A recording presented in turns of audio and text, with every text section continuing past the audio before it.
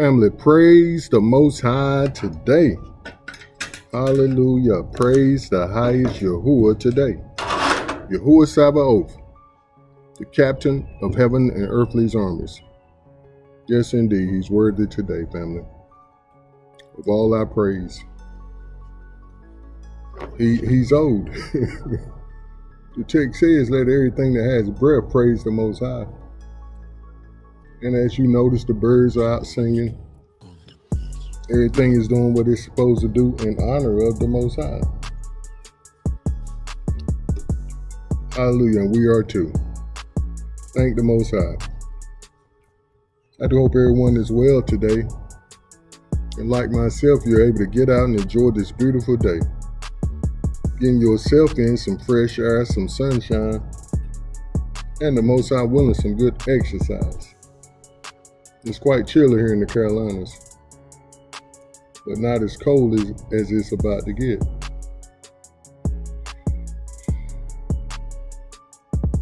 Anyway, we thank the Most High for the ability and the opportunity to get up, to get out, and enjoy this day, and sing praises to His name, and live our lives accordingly. Hallelujah.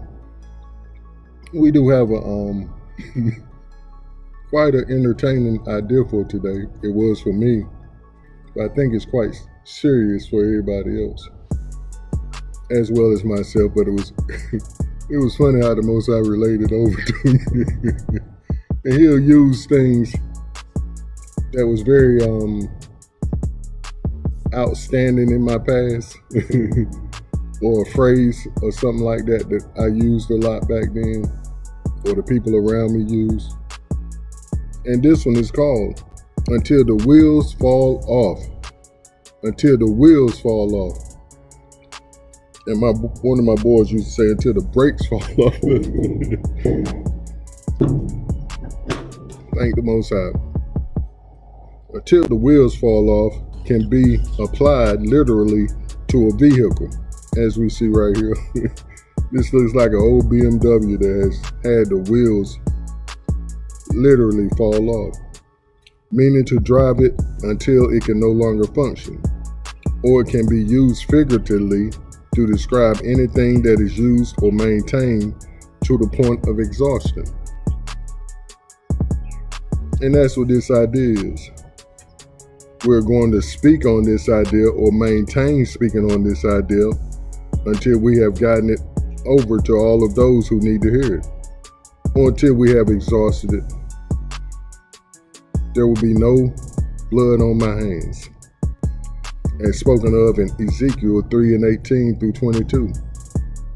When I say to the wicked, you shall surely die, and you give him no warning, nor speak to him, nor speak to warn the wicked from his wicked way to save his life, that same wicked man shall die in his iniquity or sin, but his blood I will require at your hand. Oh, that's not what we want, is it, family? We don't want the blood required on our hands. We don't want to have blood on our hands. Yet if you warn the wicked and he does not turn from his wickedness, nor from his wicked way, he shall die in his iniquity.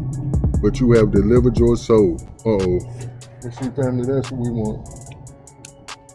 We want to deliver our own souls. Again, when a righteous man turns from his righteousness and commits iniquity, I lay a stumbling block before him. He shall die, because you did not give him warning. He shall die in his sin, and his righteousness, which he has done, shall not be remembered. But his blood I will require at your hand. Nevertheless, if you warn the righteous man that the righteous should not sin, and he does not sin, he shall surely live, because he took warning. Also you will have delivered your soul. Hallelujah, family, and that's what we want. We want to turn the wicked from their wickedness on into a life of righteousness, which means right standing with the Most High, His way of doing things, His law, His statutes, His commandments. and away from Hasatan's system, which is sin, totally against the Most High's righteousness, unrighteousness. And Matthew 10:34-42 starts this idea off. Do not think that I come to bring shalom on earth. I did not come to bring shalom or peace, but a sword. For I have come to set a man against his father, a daughter against her mother, and a daughter-in-law against her mother-in-law. And a man's enemies will be those of his own household. He who loves father or mother more than me is not worthy of me. And he who loves son or daughter more than me is not worthy of me. And he who does not take up his stake and follow me is not worthy of me. He who finds his life will lose it, and he who loses his life for my sake will find it. A cup of cold water. This is where the rubber meets the road. And see, this is where the divisions in the families are going to start. He who receives you receives me, and he who receives me receives him who sent me. He who receives a prophet in the name of a prophet shall receive a prophet's reward. And he who receives a righteous man in the name of a righteous man shall receive a righteous man's reward. And whoever gives one of these little ones only a cup of cold water in the name of a disciple, assuredly I say to you, he shall by no means lose his reward. And what this is actually saying, if you receive me as a righteous man and the words that I speak as righteousness, then you're going to receive the righteous man reward, which is deliverance, which is salvation from what's about to hit this earth full strength. Because it's already started. And it's called judgment. And as we're about to see, judgment has come upon all the world, every household. And we'll see that here in Matthew 25:31-45. The sheep and the goats. Yeah, I know you're tired of hearing it, but it's not really going to sink in until we hear it over and over and over again. And we find ourselves in these scripts. Where am I at in this text? That's the question of the day. When the Son of Man comes in his glory and all the angels with him, he will sit on his glorious throne. All the nations will be gathered before him, and he will separate the people one from another as a shepherd separates the sheep from the goats. He will put his sheep on the right and the goats on the left. Then the king will say to those on his right, come, you who are blessed of my Father, take your inheritance, the kingdom prepared for you since the creation of the world. So the inheritance is the kingdom, huh? Okay. For I was hungry and you gave me something to eat. I was thirsty and you gave me something to drink. I was a stranger and you invited me in. I needed clothes and you clothed me. I was sick and you looked after me. I was in prison and you came to visit me. Then the righteous would answer him, Master, when did I see you hungry and feed you, or thirsty and give you something to drink? When did I see you a stranger and invite you in, or needing clothes and you clothed me? When did we see you sick or in prison and go to visit you? The king will reply, truly I tell you, whatever you did for one of the least of these brothers and sisters of mine, you did for me. So your question right now should be, who are the brothers and sisters of Mashiach, of this king? Then he will say to those on the left, on his left, depart from me, you who are cursed, into eternal fire prepared for the devil and his angels. It's not prepared for men, but for the devil and his angels. Are you an angel of Hasatan or a messenger of Hasatan in your actions? If I was hungry and you gave, this is actions. If I was hungry and you gave me nothing to eat. I was thirsty and you gave me nothing to drink. I was a stranger and you did not invite me in. I needed clothes and you did not clothe me. I was sick and in prison and you did not look after me. They also would answer, Master, when do we see you hungry or thirsty or a stranger, pleading the bargain, or needing clothes, or sick or in prison and did not help you? He will reply, truly I tell you, whatever you did not do for one of the least of these, you did not do for me. Family, that's going to be a whole lot of sad songs singing that day.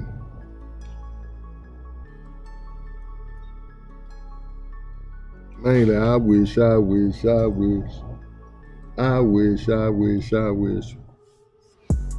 let's see how this is literally brought into the physical world. And it's there in Joel 3, Yahuwah judges the nations. For behold, in those days and at that time, when I bring back the captives of Judah or Yehuda and Jerusalem, I will also gather all nations. Didn't he say he was going to gather all the nations? Judge all nations. Separating the sheep from the goats. Oh boy. And bring them down to the valley of Jehoshaphat. I will enter into judgment with them there on account of my people. On account of what, Robert? My heritage Yasharal, whom they have scattered among the nations. They have also divided up my land, Africa. We see it right here on this map, where they chopped it up and named. You see the names on each space where they chopped it up, divided and said, you take this and I take that. They have cast lots for my people, have given a boy as a harlot, and sold a girl for wine that they may drink. They're saying they've been doing it their whole existence. Indeed, what have you to do with me, O Tyre and Sidon, and all the coast of Philistia? Will you retaliate against me? But if you retaliate against me swiftly and speedily, I will return your retaliation upon your own head. And we do know that this is the confederacy of Psalms 83. They still in cahoots till this day. Still doing the same thing till this day. They said, let us come together and make these folks perpetual slaves. To put out the name Yasharal forever. To stomp it out. So it no longer be in existence. That they would no longer be remembered as the Most High's chosen people. Because you have taken my silver and my gold and have carried into your temples or museums my prized possessions. Also the people of Yehuda and the people of Jerusalem you have sold to the Greeks, that they may remove them far from their borders. Behold, I will raise them out of the place to which you have sold them, and will return your retaliation upon your own head. He said he's going to return the retaliation on their own heads. I will sell, this is what it means. I will sell your sons and your daughters into the hand of the people of Yehuda, and they will sell them to the Sabians, to a people far off, for Yahuwah has spoken. Proclaim this among the nations. And that's what we're doing. Like we said, we're going to exhaust this idea. We're going to maintain this idea, this message, until the wheels fall off. Prepare for war. Once again, prepare for war. Wake up the mighty men. Let all the men of war come near. Let them come up. Beat your plowshares into swords and your pruning hooks into spears. Let the weak say, I am strong. And what this looks like modern day, family, is spending all this money on the defense budget. Not defense, but on the offensive budget. Offensive war. And you change the name from defense to war. Assemble and come, all you nations, and gather together all around. Cause your mighty ones to go down there, O Yahuwah. And Yahuwah is definitely sending his mighty ones. Let the nations be wakened and come up to the valley of Jehoshaphat. For there I will sit to judge all the surrounding nations. Put in the sickle, for the harvest is ripe. Come, go down, for the winepress is full. The vats overflow, for their wickedness is great. And this is what the Most High is, the prophet is speaking to the Most High, telling the mighty ones to come on down. Put in the sickle, for the harvest is ripe. Come, go down. You see, he called the nations up, but he's calling the Most High's strong ones down.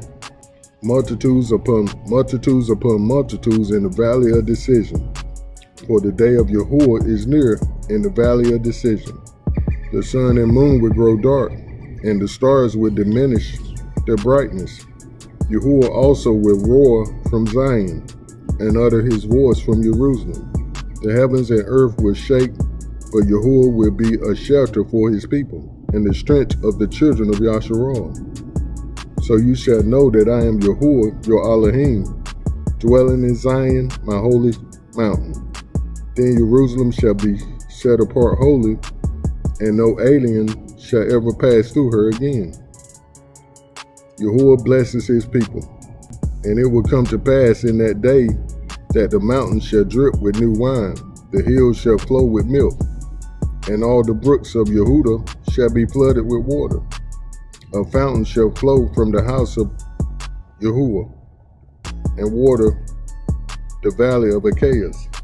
Egypt shall be a desolation, and Edom a desolate wilderness, because of the violence against the people of Yehudah, for they have shed innocent blood in their land. Egypt and Edom, woe to you. But Yehudah shall abide forever, and Jerusalem from generation to generation. For I will acquit them of the guilt of bloodshed, whom I have not acquitted. For Yahuwah dwells in Zion. Hallelujah, family. What a most encouraging idea for us all. Because there's still time left to get some get right. There's still time left to make the right choice. And that's to give a sip of cool water to the chosen one of the Most High. And say, I choose to be on the right side of history.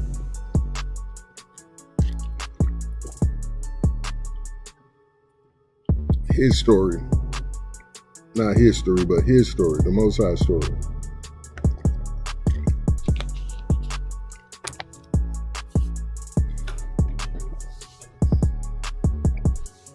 But the question is, what about you? Where are you today? In this most beautiful time to live. It's the most incredible time to live, because we're about to see the Most High's greatest work. Not only gathering his people, but gathering all the people that did him wrong and judging them at the same time. He said, as he brings back the captive of Yehudah and Jerusalem, he's also going to bring all the nations down to the valley, the valley of decision. But see, today, family, is your valley. This is when you need to make your decision once and for all. And as the text says, he ain't come to bring shalom, no peace, not in your house. You're not worried about what your mama and them say, your daddy and them say, your husband, your wife. It don't matter no more. What does the Most High say? They can be 100% against you, but you pray for them and pray that he would change their minds as he has changed yours. But all you can do is go for yourself and not try to save your life by staying in cahoots with them and dying every day, 1,000 deaths, by not being free to yourself. And that's what the Most High was telling me last night. The most incredible role you can ever play is yourself. When the script is written from the beginning of time, for you to play yourself. Not to be fake and phony, playing somebody else, appeasing other folks, making them happy. And like we said, you're dying on the inside 1,000 deaths because you're not free. You hear the Most High calling you, but you's like, well, come on, mama and them, come on. Come on, daddy and them. Come on, sister, brother. Come on, wifey. Come on, husband. They're like, nah, I'm good over here. You gonna do you. I hate to see you go, but we done made our decision. And that's why we're leaving crying the blues. As the text says, most of our people aren't gonna make it. Only 1/3 are gonna make it. Out of all of Yasharal. That's because they love the master's plate. They love the food coming off master's table. And we got the example there when our forefathers was coming out of Egypt. And the mixed multitude got the whispering in their ear, don't you miss that fish, that fried fish we had with them onions and leeks and garlic? He said, yeah, I miss that fish. Let's go back into slavery. How stupid and foolish can a people be? And the whole time they forgetting the plagues that Yahuwah just showed out on Egypt. And he's doing the same thing now. But our people don't want to see it. They like, the house is on fire, master. What we gonna do? And we're going down with you, master. We love you, master. And sadly, it's the same thing for all nations. They're now starting to see that the master's house is on fire. But they want to continue to stick with master. America, the head of the beast system. Hopefully things will get back to normal. No, it's not. Ain't no normal no more, family. Ain't no normalcy. As we spoke in the prior recording. Absolutely not. But today is your choice. You still have an opportunity to say, no, I choose the Most High. I choose my Creator, who's allowing me to play the role, the main role in my story, which is written by him. So it's his story, but he's letting me play this role myself. He's letting me be free once and for all. I don't have to be in bondage to this system. I don't have to be in bondage to my family, my friends, my work, my co-workers, trying to live up to what they think I should be, who they think I should be. But the Most High has already given me the greatest role I could ever play, myself. And I have a choice. I have a voice today. I choose to help Yasharal. I choose to help the Most High's chosen people. I side with them. Because when they're in rule, the entire world will rejoice. Right now, the whole world is in mourning because the wicked rule. As the text in Proverbs say. So as these scripts jump off the pages, you can try to ignore it, or you can look and say, hey, that's happening now. That's for real. That boy said that this thing would come to pass. He got a right to say, I told you so. Because I've been saying what he said is coming true. Now it behooves me to get some get right. And like we said, family, my hands are going to be clean. I'm not going to have blood on my hands. Guilty or innocent. I'm going to tell you the truth. Truth be told. And do stay up and keep pushing forward in the right direction. Shalom. Hallelujah.